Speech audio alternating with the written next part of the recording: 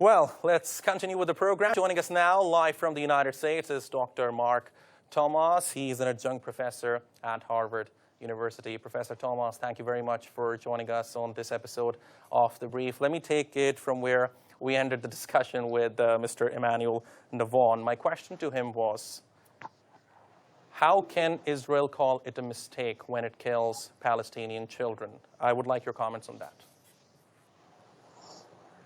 I don't think it is a mistake. I mean, they see a violent situation and they respond to it. I mean, when they see a protest, for example, throwing stones, or they see a situation where they feel under threat, they don't want to take the risk of being injured. So the soldiers shoot. The soldiers have they have been given the right to respond with deadly force to any situation where they feel they are under threat. So I doubt that they are. I doubt that they are going in the streets and shooting children. It's more like when they see a protest and they see something is happening that potentially may put them under threat, they would shoot them, shoot to kill. They, I mean, they are not dealing with it the same way they deal with a normal protest that's taking place, let's say, by Israelis. Regarding, like the recent unrest, for example, regarding the procedures to implement safety measures for the coronavirus. The Israeli army, the Israeli police dealt with the Israeli protesters, but they didn't deal with them the same way they are dealing with the Palestinians. It's obvious here that this is for them a different case. It's a case of Israeli versus Palestinians, and the Palestinians are not equal in terms of their civil rights. So I think this is what we should focus on. I think this is where the struggle of the Palestinians should go. It's a very similar struggle to what happened in South Africa. Everyone in the world, when everyone in the world protested against South Africa, including the United States, and divested from South Africa, the South Africans responded by eliminating the obsolete system of apartheid. And I think this is the situation that we have now between the Israelis and the Palestinians. You have two identities, an Israeli identity and you have the Arab identity. And the Arab identity is considered to be second class and does not have full citizenship right, full civil rights. So without struggling towards equality, I don't see the behavior of the Israeli army or the Israeli police to be any different. Okay, now, Professor Tomass, let's focus on the latest developments that have taken place. It seems Arab countries are normalizing relations with Israel. Well, to me, the normalization idea sounds good. Of course, there should be efforts towards peace. But to me, it doesn't make sense normalizing relations with Israel right when Israel is occupying more Palestinian lands. How is it okay? Well, the question here is about I mean, it's a very complicated question. I can answer you directly, or I can take one step back and look at the entire situation since the Islamic Revolution in Iran succeeded in taking power. I think this is what we have to focus on to understand. To start with, I really don't think this has anything to do, or this normalization has anything to do with the process of peace. It has nothing to do with the process of peace with the Palestinians. This is more of a new military alliance. It's like a formation of a new military axis that is going to include the Gulf Arab countries, the Sheikdoms and the Emirates and the Saudi Kingdom, along with Israel and the United States against everybody else.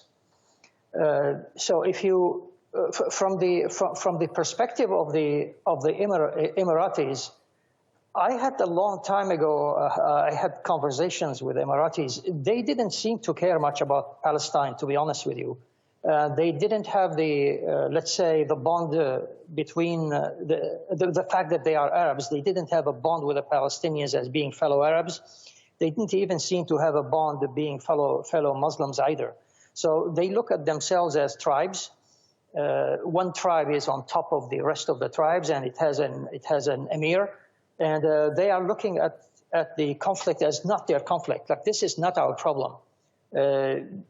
but so far, until now, rhetorically, in terms of the Arab League and so on, they have signed on the Arab Peace Initiative, that is to exchange land for peace, that is for Israel to withdraw beyond the 1967, before the 1967 invasion of the West Bank and the Golan Heights, and that they would be willing to sign.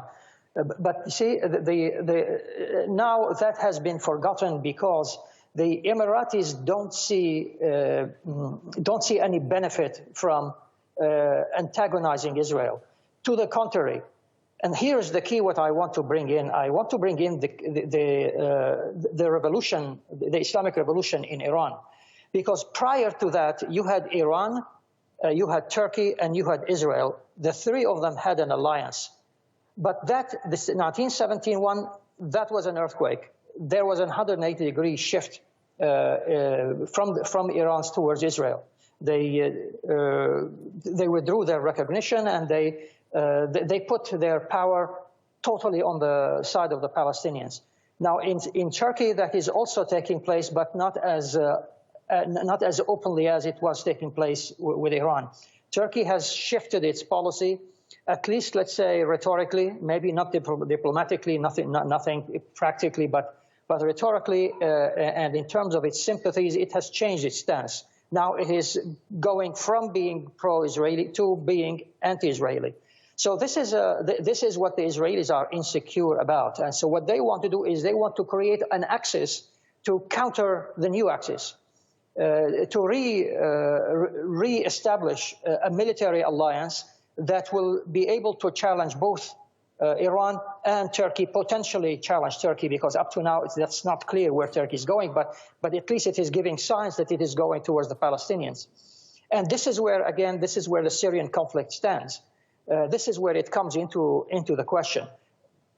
In 1978, you had Egypt was removed from the Arab-Israeli conflict by giving up the Sinai, and so Egypt was no longer part of the conflict. That was sealed. That border was sealed, and now Israel turned its attention to the north, basically to Lebanon and to Syria. And Syria now is dismantled. The Israeli dream is to have it dismantled even more, and more ideally to create a Kurdish state in Syria. And this is where the Turkish equation comes from. Comes in. So in a way, it is much more complicated than it seems, correct? Yes, much more complicated. You need to look at the total picture in order to understand the rationale for this new rapprochement or the new recognition or whatever normalization. You have to look at the entire picture, because you have to look at the alliances that are going to form. Okay, now, Professor, moving forward, now looking at the conflict between the Israelis and the Palestinians, I'm sure the Israeli people, I'm not talking about the government, the Israeli people want peace. I mean, they also have been through a lot of chaos over the past few years. Same goes for the Palestinians. But to me, it seems Israel is trying to achieve peace for Israelis at the hands of Palestinians. Now, this is what we need to focus on. How can we stop Israel from occupying more Palestinian lands? Certainly, the world needs to do something about that, because, like I mentioned in the beginning, I'm sure Israelis want peace, and they deserve peace as well. Same goes for the Palestinians; they also deserve peace, isn't it? Yes, I mean, it would be a good dream to have peace in the Middle East, but I don't see it coming anytime soon. The problem is that yes, the Israelis want peace, but they don't want to give up land. That's why now the slogan was changed. It used to be land for peace. Now it is peace for peace. In other words, we will give you peace. We will not disturb you. We will not cause wars in your countries. We will not topple your governments if you are willing to sign a peace treaty with us, which will give us access to your markets. And the other question is, it is not clear to me that the entire Israeli population wants peace. I mean, they want peace, but they want peace on the terms of the Israelis, which is maintaining their control of the Golan Heights, maintaining and also negotiating anything more that they could get, for example, with Jordan, the Jordan Valley, probably even more, all the areas to the east of the Jordanian River. So the idea of land is very crucial for Israel, because you have to look at the nature of the Zionist project. The Zionist project is to create a state for the Jews in the land of Palestine. So for the Israelis, the land is very important. That's why they are not willing to compromise on the land. That's why they are not willing to give up the Golan Heights. And without doing that, I don't see how Syria, for example, would be willing to sign on a peace treaty, or how Lebanon would be willing to sign on a peace treaty. And now this is the major. This is what you should expect things to happen soon. There may be some attempt to do something in Syria, to do something to persuade the government of Syria that the fact that it has been, the government itself is so weak, and Syria is, the majority of people are at the brink of starvation or actually starving, to force Syria to sign some sort of agreement to give up actually the Golan Heights, or maybe to give up a major part of the Golan Heights in exchange for a peace agreement, in exchange that is for Israel not to intervene and not to support any groups, or not to support further dismantling of Syria. Okay, now, Dr. Tomass, my last question to you here. The United States has played a key role in making this normalization deal possible between Israel and some Arab countries. Assuming Joe Biden becomes the next president of the United States, how do you think it is going to impact the future of relations between Israel and Arab countries?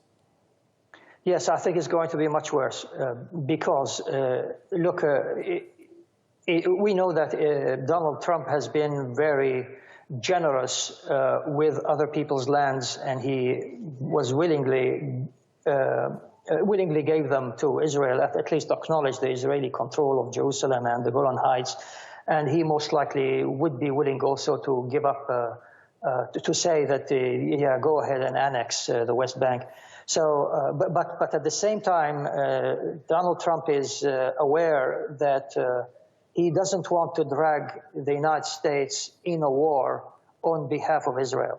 You see, so diplomatically, in terms of using soft U.S. power on the Emirates, on Bahrain, on other Gulf countries to sign some sort of normalization treaties, he's willing to do that, but he is not willing to commit troops in order to bring in an ideal situation for the Israelis, that is to intervene militarily on their behalf, and most importantly against Iran and against its allies elsewhere in Yemen, in Syria, in Lebanon.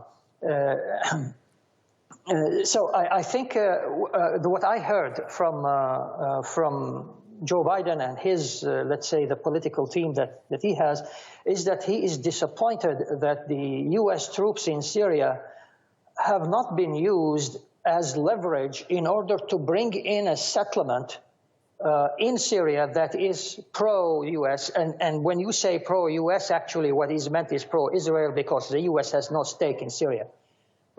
So think about what that means. How do you use the presence of the U.S. troops as leverage? He must be talking about using it in war, because that's how you use troops as leverage. So he intends to do with Syria whatever was done with Iraq, to give more empowerment to the non-state authorities, mostly the YPG, in order to create some state there, and force the central authorities in Damascus to give up that part and virtually divide Syria into two parts. So I think if Biden wins, that is going to be bad news. Bad news for the Arab-Israeli conflict, bad news for Syria. All right, Dr. Mark Tomass, thank you very much for talking to us on The Brief. As always, we really appreciate your analysis and your taking out the time. Thank you very much, Professor, once again. Thank you.